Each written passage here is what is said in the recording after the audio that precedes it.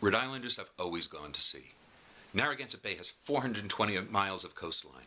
From here, you can sail south to Bermuda, a 3 or 4 day sail.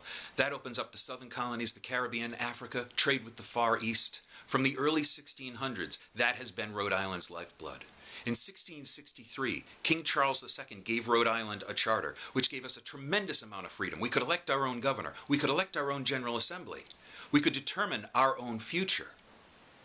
As time went on, things started to change. By 1760s, England, having a war with France called in the colonies the French and Indian War, well, there were debts to be paid off, and King George III needed to find a source of revenue.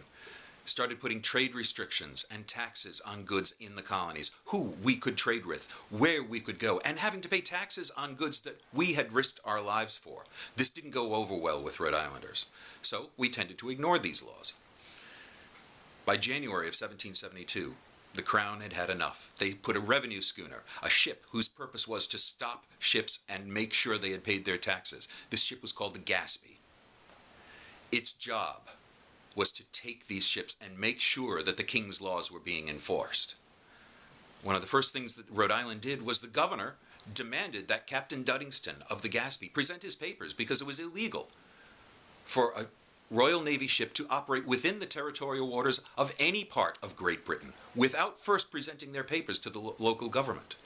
Captain Duddingston refused, said he was working from a higher authority. So Rhode Islanders treated Captain Duddingston hostilely.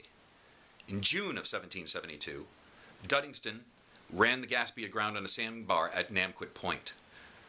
News got to Providence, and the leading citizens of the town, not a mob, but the people that owned houses, that had families, that had been earning their living by going to sea, assembled at Sabin's Tavern and debated, first of all, what they were going to do. Here was an opportunity, but could they take this? Would this not be treason? When the course was defined, then they planned on how they were going to do this, because attacking a Royal Navy ship was a dangerous job. They had all had experience as privateers.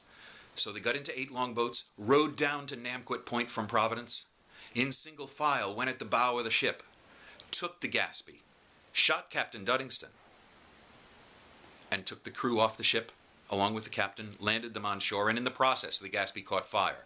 The fire got to the powder magazine, and the boat was blown to smithereens. These were the people of Rhode Island. There was no Coast Guard to take action for them. There was no militia to stand in the way of hostility. They were the people that lived here, the homeowners, the families that took action for themselves to protect, as they saw it, their rights.